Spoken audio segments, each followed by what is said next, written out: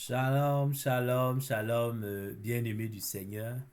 Nous bénissons le Seigneur notre Dieu qui nous permet encore de nous retrouver ce dimanche, ce premier dimanche du mois de mai 2025 dans sa présence et pour lui adresser encore nos prières d'adoration, de louange, car lui seul est digne d'être adoré, lui seul est digne d'être loué. Amen. Et écoutez également sa sainte parole afin de marcher dans sa présence au nom de Jésus. Amen. Donc c'est un culte prophétique. Amen. Que ton cœur soit disposé, que mon cœur soit disposé afin de recevoir tout ce que le Seigneur veut nous donner ce dimanche-là au nom de Jésus. Amen. Et nous continuons par la grâce du Saint-Esprit. Alléluia, à parler donc de la bénédiction de l'élargissement, de la bénédiction de Rehoboth et ce dimanche-là. Et nous l'avions vu, alléluia, le dimanche passé. Nous avons vu le cas, alléluia, d'une femme extraordinaire qui s'appelle Ruth. Et le Seigneur nous a enseigné, nous a montré justement les clés que nous pouvions donc activer, que nous pouvons utiliser pour manifester également la bénédiction de l'Éternel. Alléluia, la bénédiction de l'élargissement, en nous inspirant de la vie de cette femme extraordinaire-là. Amen. Et ce dimanche, nous continuons par la grâce du Saint-Esprit, alléluia, à voir également une autre dame extraordinaire, amen, qui s'appelle Esther. Et donc tu vas le noter. Le thème est intitulé Manifester la bénédiction de l'élargissement. Deux points, le cas d'Esther. Amen. Et nous lisons la parole du Seigneur. Donc la référence est Esther chapitre 8, verset 8. Esther chapitre 8, verset 8. Il dit, vous maintenant écrivez au nom du roi ce qui vous paraîtra le plus favorable aux Juifs et scellez-le du sceau royal. Car un texte écrit au nom du roi et scellé du sceau royal est irrévocable. Alléluia. Et je te resitue un peu le contexte là de ce verset. C'est justement l'histoire, et tu connais très bien l'histoire de cette dame-là, qu'on appelle Esther, alléluia, juive et nous allons voir bientôt son histoire. Et le roi en son temps, elle était l'épouse du roi Assyrus, alléluia. Et ce roi-là va ordonner qu'on puisse réécrire, alléluia, revoquer un projet qui avait déjà été scellé. Et dans ce projet-là, il s'agissait justement d'exterminer tous les juifs qui étaient au niveau du royaume. Et donc, tu vois dans ce verset-là, le roi va prendre une autre décision favorable aux juifs, alléluia, en présence de la reine Esther. Amen. Et ce texte est illustratif et nous allons bientôt le voir, mon frère, ma soeur, pour que tu comprennes justement que Esther également est une personne qui a reçu cette grâce et cette bénédiction de l'élargissement là. Amen. Et qui l'a manifesté. Et dont la vie également peut nous inspirer. Alléluia. Afin que nous puissions recevoir et manifester la bénédiction de l'élargissement, car c'est la volonté parfaite de Dieu. Amen. En tant qu'enfant de Dieu. Et tu peux le noter en premier point. Qui est Esther, cette femme remarquable là? Qui est-elle? Alors le nom Esther vient de l'hébreu et qui a été traduit par le mot étoile. Donc le nom Esther veut dire étoile. Amen. Et elle est la fille d'Abigaël. Alléluia. C'est pas Abigaël, la femme de Nabal, non. Et non. C'est Abigail, alléluia, une juive. Et elle est la cousine et la fille adoptive d'un juif qu'on appelle Mardoché. Amen. Et ils viennent de la tribu de Benjamin. Donc Benjamin qui a été donc l'un des fils donc de Jacob. Alléluia. Et donc ils sont de la tribu de Benjamin. Amen.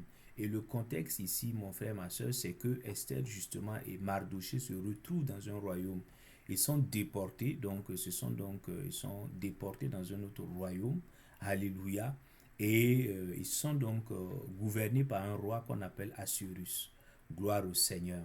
Donc en son temps, Israël beaucoup de Juifs avaient été déportés et on se rappelle encore de la conquête du roi de Babylone. Alléluia. Donc c'est dans ce contexte-là précis où le peuple juif est sous déportation et donc dans un autre royaume là, gouverné par le roi Assuérus. Et donc Esther donc, est cette jeune fille-là et elle est orpheline, ce qui est sur le plan social. Elle est orpheline de père et de mère.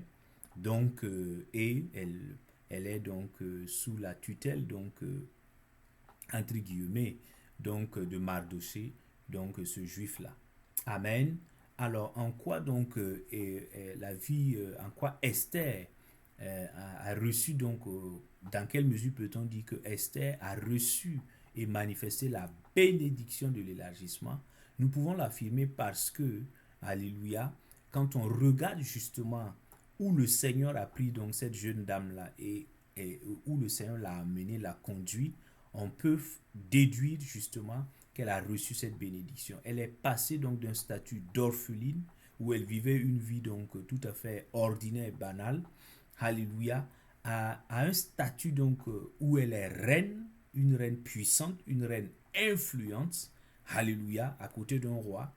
Et non seulement cela, c'est pas seulement le fait d'avoir eu un statut, d'avoir été promue au statut de reine, mais elle a été un instrument, alléluia, entre les mains de Dieu pour libérer son peuple d'un projet donc du monde des ténèbres, qui était celui donc d'exterminer tout son peuple, tout le peuple juif en son temps. Alléluia. Donc on voit une jeune fille, amen, d'un statut A, et le statut A est tout à fait ordinaire, rien d'extraordinaire dans sa vie, et on la retrouve plus tard, amen, à une position élevée où le Seigneur l'utilise puissamment, amen, comme un instrument, comme un outil, comme un vase, pour libérer tout un peuple, toute une nation. Waouh! Quelle grâce, quelle bénédiction de l'élargissement. Donc tu comprends? Donc un aspect aussi de cette bénédiction, de l'élargissement, c'est que il y a un changement de position, amen, où on voit clairement dans ta vie que tu es un instrument que Dieu utilise pour libérer ta famille, pour libérer ton quartier, pour libérer ta ville, pour libérer ta nation. Alléluia. Pour libérer des nations.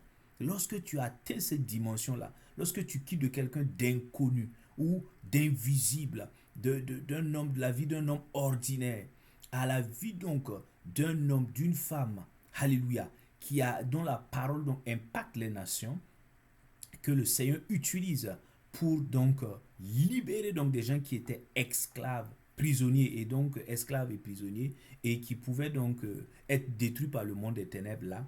En ce moment, lorsque tu atteins cette position, on voit la manifestation de la bénédiction de l'élargissement. Alléluia. Gloire soit rendue au Seigneur. Et le Seigneur, en tant qu'enfant de Dieu, le Seigneur nous appelle à entrer dans cette dimension-là, à vivre cette dimension au nom de Jésus. Amen. Et je prophétise et je déclare sur ta vie, alléluia, que tu reçois et tu manifestes la bénédiction de l'élargissement au nom de Jésus. Tu es un instrument que Dieu utilise pour délivrer toute ta famille du monde des ténèbres au nom de Jésus. Tu es un instrument entre les mains du Dieu Tout-Puissant que Dieu utilise pour délivrer des villes, des nations au nom puissant de Christ Jésus. Amen. Alléluia. Donc, et tu peux le noter maintenant, quel enseignement pouvons-nous tirer de la vie d'Esther afin de manifester la bénédiction de l'élargissement? Oui, alléluia. Il faut toujours donc prendre le soin d'écouter, de laisser le Saint-Esprit nous enseigner sur, alléluia, les éléments, les leçons que nous pouvons tirer de la vie des personnages donc dans la Bible. Tu comprends, mon frère, ma soeur? Et la vie d'Esther est tellement illustrative Alléluia. Elle est pleine donc d'enseignements et qui vont nous aider donc à vivre cette bénédiction-là. Alors, et tu peux le noter, le premier enseignement, lorsque nous regardons, lorsque nous sondons les Écritures, nous voyons véritablement que le premier enseignement, lorsque toi et moi, nous voulons vivre la bénédiction de l'élargissement, nous devons être en alliance avec le Dieu vivant, Jésus-Christ de Nazareth. Nous l'avions dit pour le cas de Ruth, il en est de même lorsque nous regardons la vie d'Esther. Amen. Esther chapitre 2, verset 5, mon frère, ma soeur, tu peux le noter. Esther chapitre 2, verset 5, qu'est-ce qu'il est dit? Donc, nous devons être en alliance avec le Dieu vivant. Amen. Jésus-Christ de Nazareth. Esther chapitre 2, verset 5, qu'est-ce qu'il dit? Il dit, il y avait à Suse, la capitale, un juif du nom de Mardoché, fils de Yaïr, fils de Chiméi, fils de Kish, Benjaminite. Alléluia. Tu entends? Tu entends, mon frère, ma soeur. Et donc, il y a une filiation. D'où vient Esther? Esther appartient au peuple juif. Elle est de la tribu de Benjamin. Et cette tribu-là, alléluia, est en alliance. Ce peuple-là est en alliance avec l'Éternel. Alléluia. Le Dieu d'Abraham, de Jacob, alléluia, et de Joseph. Tu comprends? C'est ça. Et donc, lorsque il faut regarder d'où elle est de la tribu de Benjamin. Et ils ont l'alliance avec le Dieu Tout-Puissant. Amen. Ses origines comptent. D'où vient-elle? Alléluia. Elle n'a pas reçu la bénédiction comme ça. Toute bénédiction est liée à une alliance que tu noues avec le Dieu vivant. S'il n'y a pas d'alliance, il n'y aura pas de bénédiction. Et la bénédiction de l'élargissement ne fait pas exception. Alléluia. Si Esther a pu recevoir la bénédiction de l'élargissement et a pu donc manifester cette bénédiction-là, c'est parce qu'au départ, alléluia, elle était déjà en alliance avec le Dieu vivant. Est-ce que toi et moi, nous sommes en alliance? Si tu n'as pas encore reçu le Seigneur Jésus, je t'invite, mon frère, ma soeur, à entrer en alliance avec le Dieu vivant. Ne reste pas dehors, entre en alliance. Alléluia. Tu comprends? C'est ça. Si tu regardes la vie d'Abraham, il en a été ainsi. Dieu a conclu une alliance avec Abraham, avec Isaac, avec Jacob. Alléluia. C'est ça. Et Jésus, quand tu lis dans les évangiles, Jésus dit quoi? Qu'il est venu, qu'il a versé son sang. Pour faire quoi? Pour tisser, pour faire quoi? Il a dit, c'est le sang d'une nouvelle alliance. Tu vois, le sang que Jésus a versé là, quand tu acceptes le Seigneur, tu entres dans une nouvelle alliance. Alléluia. Quand tu ne connais pas le Seigneur Jésus d'abord, tu es allié, tu as des alliances avec d'autres entités spirituelles qui ne sont pas forcément positives. Et, alléluia. Et qui peuvent impacter négativement ta vie et ta destinée. C'est pourquoi je t'invite, mon frère, ma soeur, si tu entends ce message, mon frère, ma soeur, fais le pas, entre en alliance avec le Dieu vivant. Alléluia. Et certainement, en marchant dans la volonté parfaite de Dieu, tu verras, tu manifesteras cette bénédiction et tu seras un instrument pour libérer toute ta famille, pour libérer ta nation. Alléluia. Au nom de Jésus. Amen. Et lorsque tu as déjà reçu le Seigneur Jésus-Christ maintenant, comme ton sauveur et ton Seigneur, il ne s'agit plus d'être en alliance. Mais cette fois-ci, qu'est-ce que tu dois faire? Qu'est-ce que je dois faire? Nous devons, toi et moi, être conscients. C'est de cela qu'il s'agit. Est-ce que tu comprends? Nous devons être conscients de l'alliance dans laquelle nous sommes. Nous devons être conscients de l'alliance que nous avons avec le Dieu vivant. Amen. Et cette alliance-là, nous avons cette alliance par l'œuvre achevée de Christ à la croix. Tu comprends?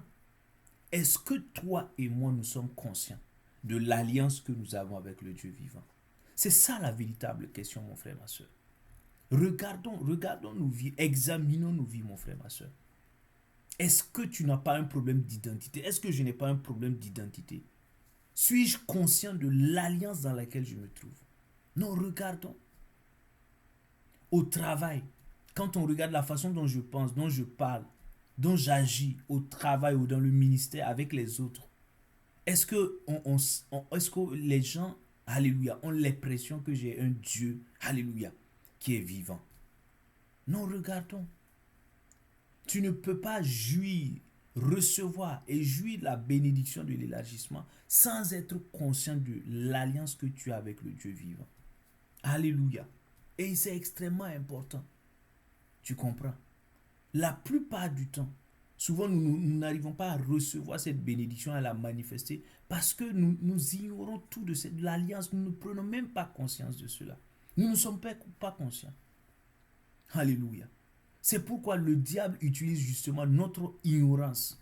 Tu vois, il dit qu'est-ce qu'il dit? Il dit, mon peuple périt par manque de connaissance. Dieu, tu ne sais pas qui tu es. Paul dit, moi, je sais en qui j'ai cru. Je sais le Dieu en qui j'ai. Alléluia. Donc, tu n'es pas conscient, mon frère, consciente, ma soeur.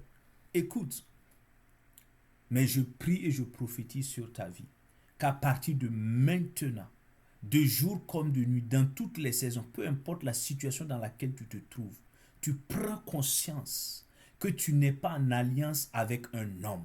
Tu n'es pas en alliance avec un fétiche. Tu n'es pas en alliance avec une montagne. Tu n'es pas en alliance avec des choses périssables. Tu es en alliance avec le Dieu vivant qui fait de toi maintenant son enfant, qui fait de toi son fils, sa fille bien-aimée, qui fait de toi son épouse, l'épouse de Christ, qui fait de toi un plus que vainqueur, une plus que vainqueur.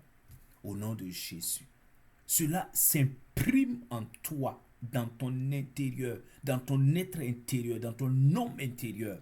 Alléluia. Et à partir de cet instant maintenant, tu commences à manifester la bénédiction de l'élargissement. Au nom de Jésus. Au nom de Jésus.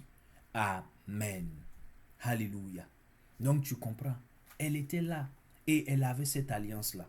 Et c'est une leçon très très très importante, mon frère, ma soeur. Ne néglige pas la prise de conscience de l'alliance que tu as avec le véritable Dieu vivant. Amen.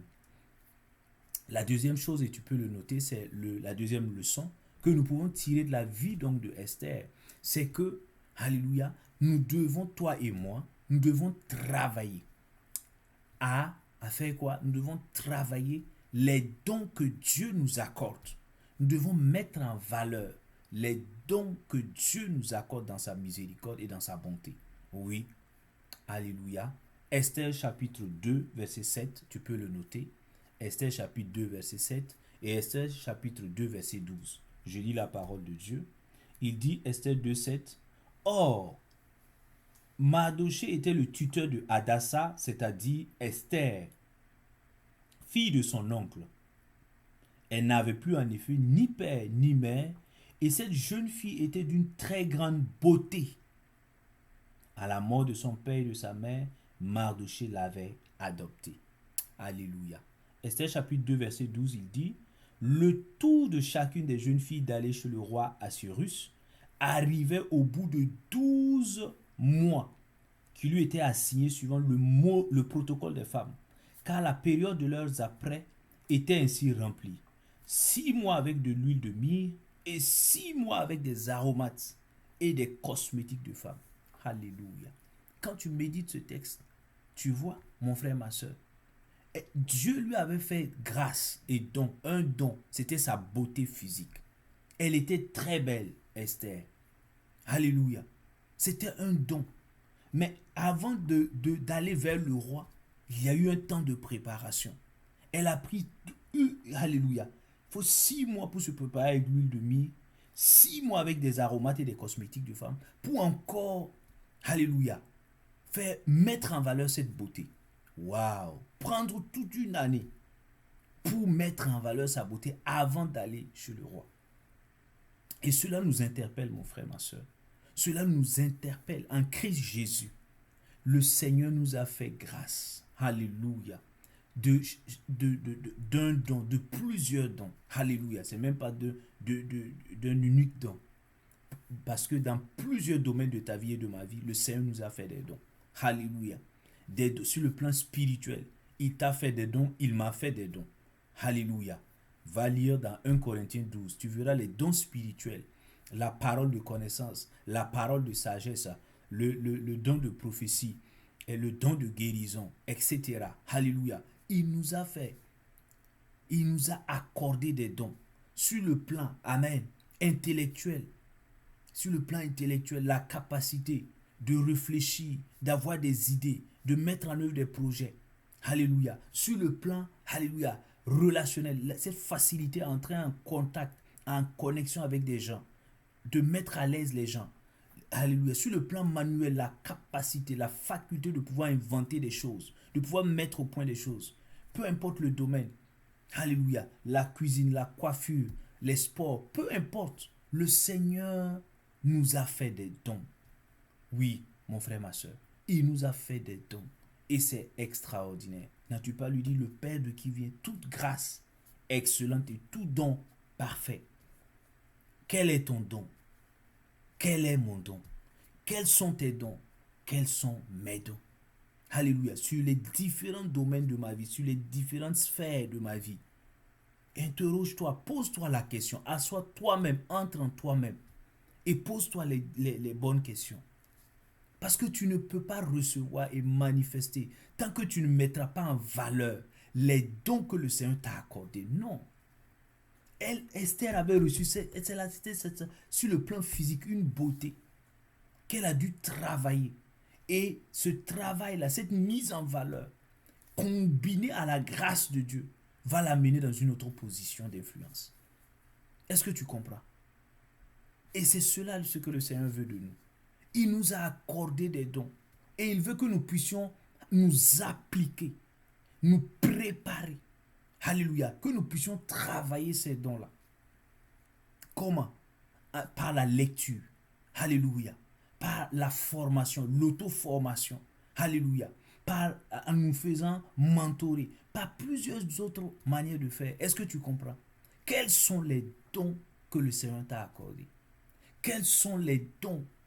Peu importe la dimension, que ce soit les dons spirituels, il faudra les travailler. Que ce soit les dons manuels, les dons intellectuels, relationnels, peu importe le domaine où ce don-là s'exerce, il faut travailler ce don-là pour que ce don-là aille dans une autre dimension, que ce don-là puisse se développer.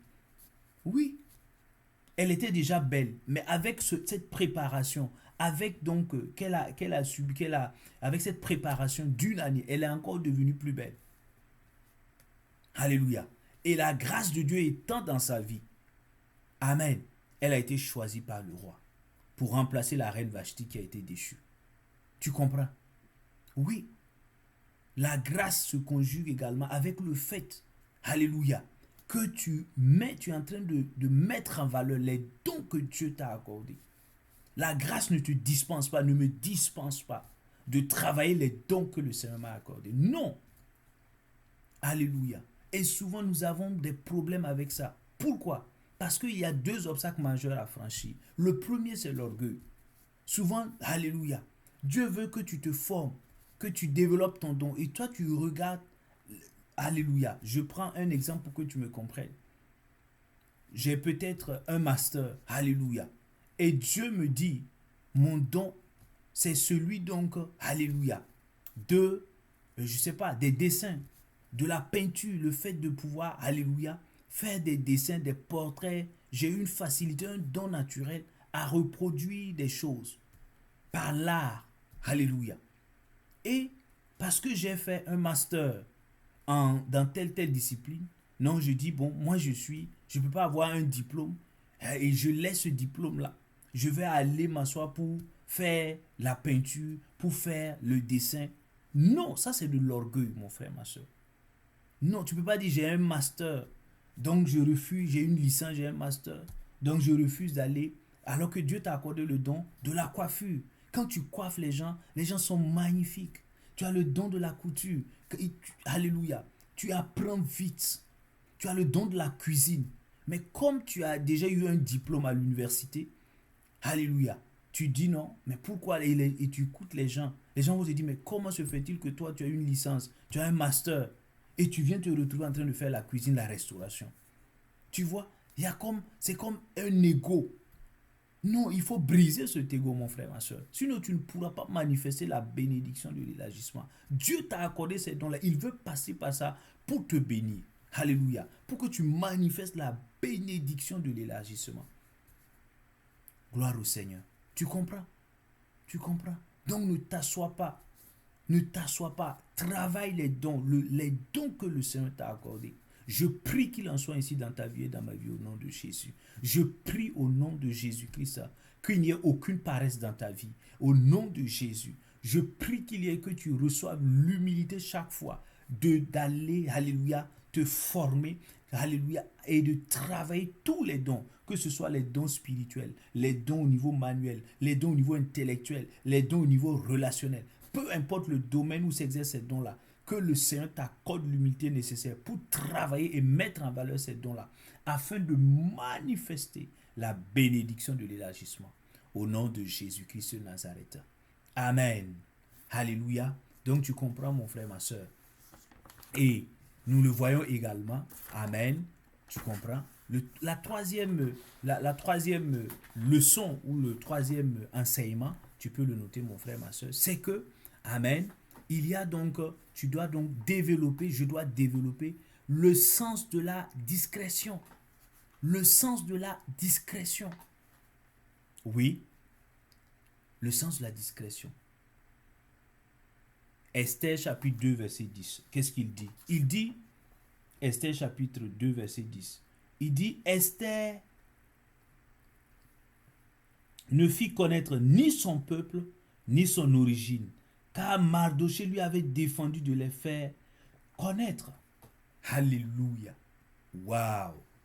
Mais on peut se demander, mais pourquoi Mardochée tu interdis à Esther de révéler ses origines? Alléluia. Elle est là. C'est une compétition. On veut sélectionner, on veut les filles, alléluia, qui vont aller et le roi donc va choisir parmi ces filles-là sa future épouse. Et là, Mardochée interdit à Esther, il lui dit carrément, mais reste discrète, ne dévoile pas encore ton origine. Ce n'est pas le temps. Il lui dit ça. Pourquoi Mardochée prend la peine de lui dire? En quoi le fait de révéler son origine, alléluia, d'où elle vient, en quoi cela peut être un obstacle, alléluia, à ce que Esther veut faire? Mon frère, ma soeur, si tu veux recevoir la bénédiction de l'élargissement, si tu veux manifester cette bénédiction, il faut que tu apprennes à être discrète. Et oui, dans le Seigneur. C'est une sagesse. Pourquoi? Parce que Mardochée savait que Esther est engagée dans une guerre spirituelle. Et en tant qu'enfant de Dieu, nous sommes engagés de la même manière dans une guerre spirituelle. Elle savait. Ce n'était pas une simple compétition de Miss pour prendre la place, pour avoir le statut de reine. Non. Il savait que si elle dévoilait son origine avant le temps fixé par le Seigneur, elle allait multiplier les combats spirituels contre elle. Et ce n'était pas évident qu'elle allait avoir la victoire. Alléluia. Oui, il faut que tu développes l'art de la discrétion. Alléluia. Tu comprends, mon frère, ma soeur? Je comprends. Nous sommes dans une société, dans une ère de réseaux sociaux où c'est quoi? Où c'est le branding personnel. Oui, il faut se montrer. Il faut montrer qui on est. Montrer tout ce qu'on fait, où j'ai mangé, où j'ai dormi, les voyages que je fais. Non, mon frère, ma soeur. Non. Quand tu deviens enfant de la Bible, dit ne vous conformez pas au monde. Tu n'as pas lu ça dans Romains chapitre 12, là, dit ne vous conformez pas à ce siècle présent. Pourquoi? Les gens peuvent commencer le m'as-tu vu? Alléluia. Chacun montre. D'autres même se montrent leurs enfants, montrent leur mari, leur femme. Non. Si tu veux recevoir la bénédiction de l'élargissement, je connais plein d'enfants de Dieu qui ont ce blocage-là parce que ils parlent avant le temps.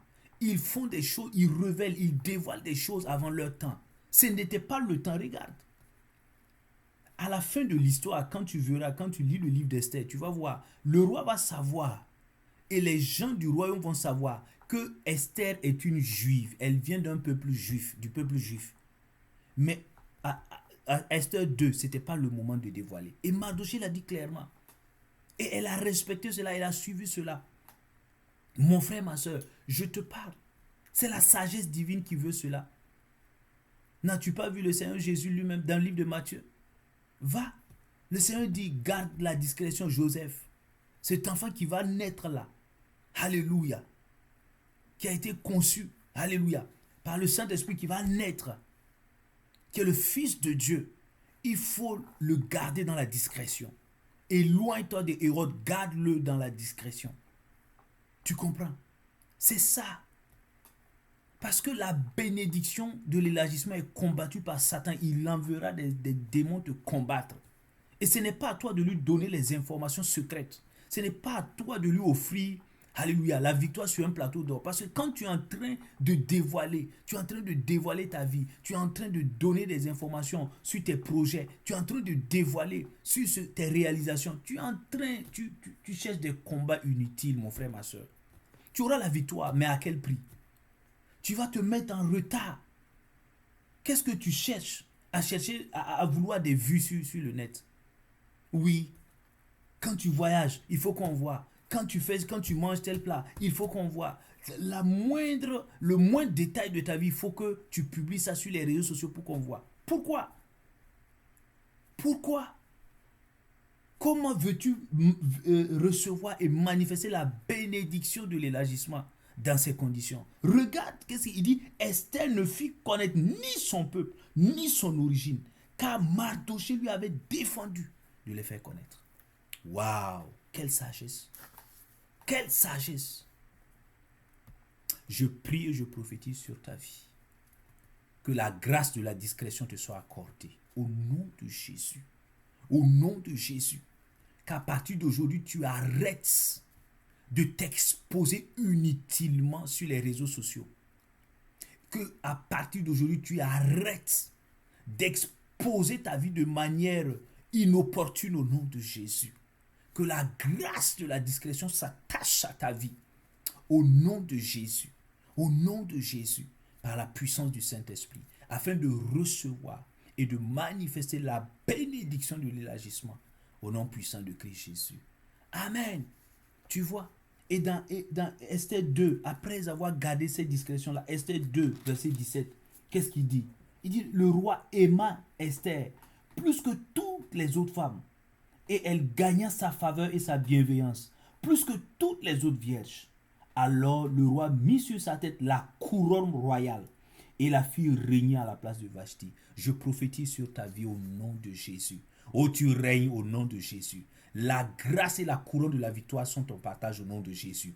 Par la puissance du Saint-Esprit, le Seigneur Jésus-Christ de Nazareth te positionne à un niveau où tu influences au nom de Jésus-Christ de Nazareth. Tu as la victoire sur tous tes combats spirituels au nom de Jésus. Par la puissance du Saint-Esprit, tu as la victoire au nom de Jésus. Tu as la victoire au nom de Jésus. Tu marches dans la domination au nom de Jésus-Christ de Nazareth.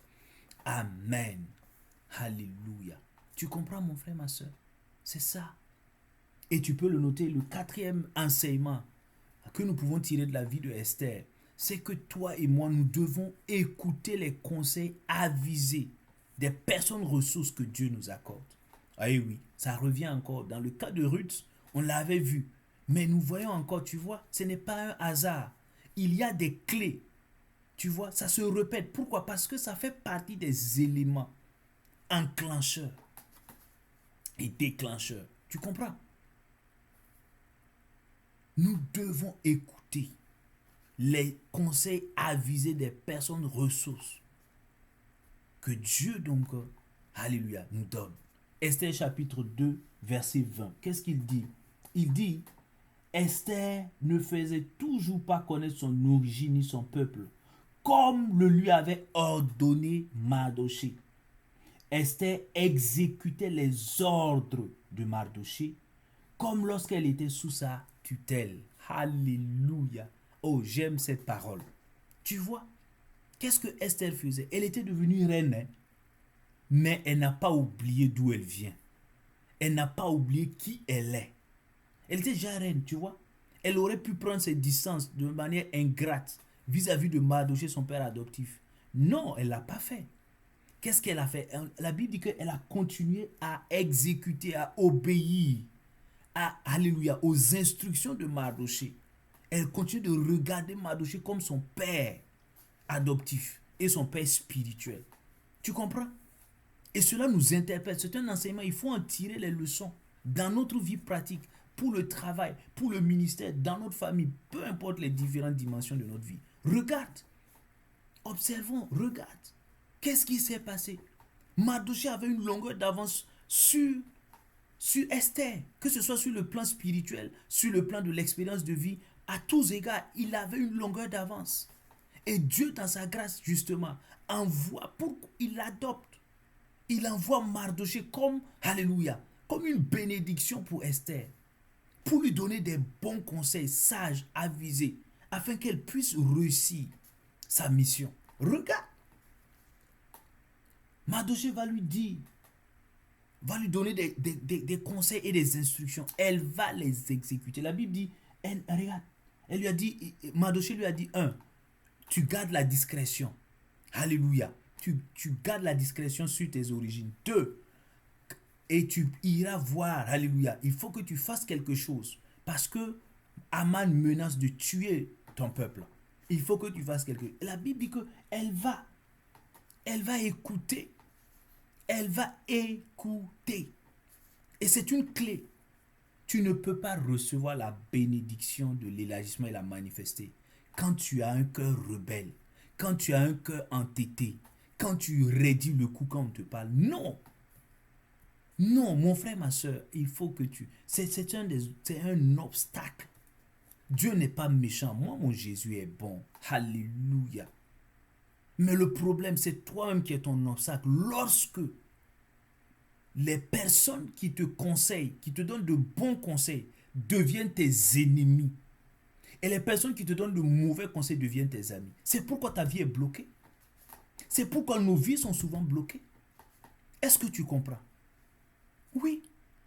Dieu a placé Mardoché ici comme un point stratégique, une borne qu'il ne faut pas déplacer. Regarde. Regarde.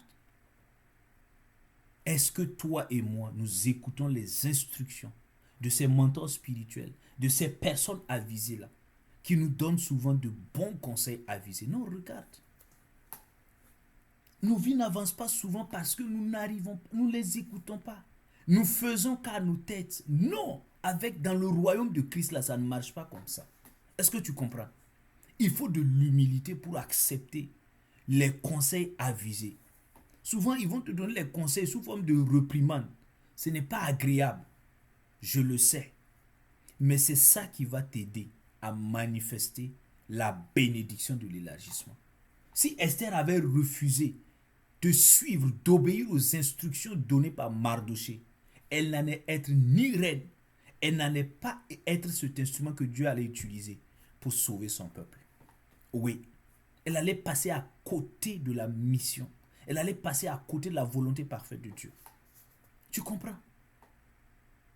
Je prie et je prophétise maintenant dans le nom de Jésus que tu reçois la grâce d'écouter les bons conseils, les sages conseils qu'on te donne au nom de Jésus. Tu reçois la grâce d'obéir aux instructions des personnes habilitées dans ta vie par le Seigneur au nom de Jésus-Christ de Nazareth. Et tu reçois ainsi de manifester la bénédiction de l'élargissement au nom de Jésus-Christ. Amen. Alléluia. Et pour terminer, mon frère, ma soeur, tu peux le noter. La Bible déclare, quand nous regardons encore la vie d'Esther, une 5e leçon, c'est que toi et moi, nous devons placer notre totale confiance en notre Dieu. Alléluia. Amen. Esther chapitre 4, verset 16 et Esther chapitre 5 là, mon frère, ma soeur, verset 1 à 3. Esther chapitre 4, verset 16, nous lisons la parole de Dieu. Qu'est-ce qu'il dit? Il dit, c'est le roi qui parle, va rassembler, Esther fit répondre à Mardoché, va rassembler tous les Juifs qui se trouvent à Suse. Jeûner à mon intention. sans manger ni boire pendant 3 jours, 24 heures sur 24. Moi aussi je jeûnerai. De même avec mes jeunes servantes.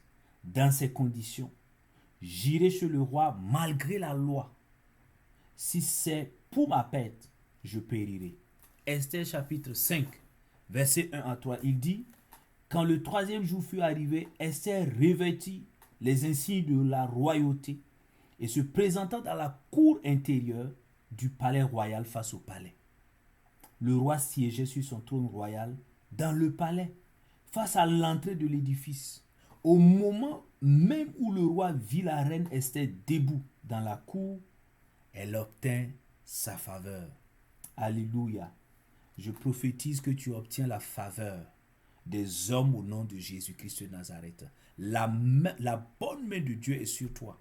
Et tu obtiens, alléluia, ce que tu avais déposé comme dossier, les portes s'ouvrent par la puissance de Dieu. Là où les opportunités étaient, ces opportunités, tu les saisis au nom de Jésus. Tu trouves grâce et faveur auprès des hommes parce que la grâce de Dieu est déjà sur ta vie. Au nom de Jésus. Amen. Et il dit, le roi siégeait sur son trône royal dans le palais, face à l'entrée de l'édifice. Au moment même où le roi vit la reine Esther debout dans la cour, elle obtient sa faveur. Le roi tendit à Esther le sceptre d'or qu'il avait en main. Esther s'approcha et toucha la pointe du sceptre. Le roi lui dit, qu'as-tu, reine Esther? Quelle est ta requête? Elle te sera accordée jusqu'à la moitié du royaume. Alléluia. Amen. Tu vois mon frère, ma soeur. Alléluia. Donc, ce qui s'est passé, il y avait une loi. Le roi, dans la cour royale, personne ne pouvait entrer, alléluia, dans la cour royale sans l'autoriser, sans que le roi n'ait fait appeler cette personne. Si elle partait, elle mourait immédiat. Est-ce que tu comprends? Et si la personne entrait justement dans ces conditions, si le roi ne lui tendait pas son sceptre pour lui dire « j'accepte de te recevoir », également la personne subissait le sort de la mort. Est-ce que tu comprends? C'est dans ces conditions-là, quand Esther apprend le projet funeste de détruire son peuple par Aman, alléluia, elle va, alléluia, commencer à nourrir sa foi, en croire au Dieu vivant, que le Seigneur, l'Éternel des armées, peut la sauver et sauver tout son peuple de ce projet-là de destruction. Et elle va justement, d'où, alléluia, le jeûne et la prière. Et elle va justement, elles vont jeûner, d'où on appelle souvent le jeûne d'Esther. Elles vont jeûner 3 jours consécutivement pour invoquer la grâce de Dieu. Amen. Le jeûne, ce jeûne-là est l'expression de leur confiance en Dieu, de leur foi en Dieu. Amen. Tu comprends? Donc, tu ne peux pas recevoir et manifester la bénédiction de l'élargissement sans manifester la foi. Non, sans la foi, rien n'est, sans la foi, il n'y a rien qui soit possible. Est-ce que tu comprends? Avec la foi, tout devient possible. Amen. Et il faut que tu... Et la foi, c'est cette ferme assurance-là. Hébreux 11, alléluia, tu peux relire ça, la définition de la foi. Cette ferme assurance-là, d'obtenir quoi? Des choses que toi, tu ne vois pas. Ce que les hommes ne voient pas. Ce qu'ils ne peuvent pas concevoir. Ce qui est humainement impossible. Toi, tu l'as déjà vu. Et tu crois que tu l'as déjà obtenu. Waouh! Waouh! Et tu vas démontrer cela par des actes prophétiques. Tu vois, elle s'est levée. La foi nécessite le courage et souvent une bonne dose de folie. Oui, c'est ça. Tu vas faire des choses que les hommes humainement parlant ne vont pas comprendre. Alléluia. Intellectuellement, quand tu veux raisonner, philosophiquement, on ne comprend rien. Mais c'est ça. Parce que c'est Dieu. Dieu au-dessus de toi, tu as raison. Alléluia. Oui, tu comprends. Donc, elle va placer totalement sa confiance en l'Éternel. Elle va invoquer sa grâce et elle va recevoir cette grâce. Elle sera exaucée. Quand elle arrive, non seulement, malgré elle transgresse la loi, il n'y a aucun problème. Le roi, bien au contraire, regarde le miracle. Le roi lui dit, même si tu me demandes la moitié de mon royaume, je vais te donner. Waouh! Waouh! Quelle grâce! Je prophétise que malgré les obstacles, les contraintes de ce monde, oh, tu atteindras les dimensions que Dieu a prévues pour toi. Tu reçois ton miracle, quels que soient les combats spirituels, les obstacles posés par l'ennemi, les lois de l'hérédité, de la génétique. Peu importe, tu reçois ta guérison. S'il y a une loi génétique qui t'avait condamné, tu reçois le miracle de ta guérison au nom de Jésus. Si les lois humaines t'avaient déjà condamné, alléluia, tu reçois ton miracle, quel que soit ce miracle au nom de Jésus, par la puissance du Saint-Esprit. Amen.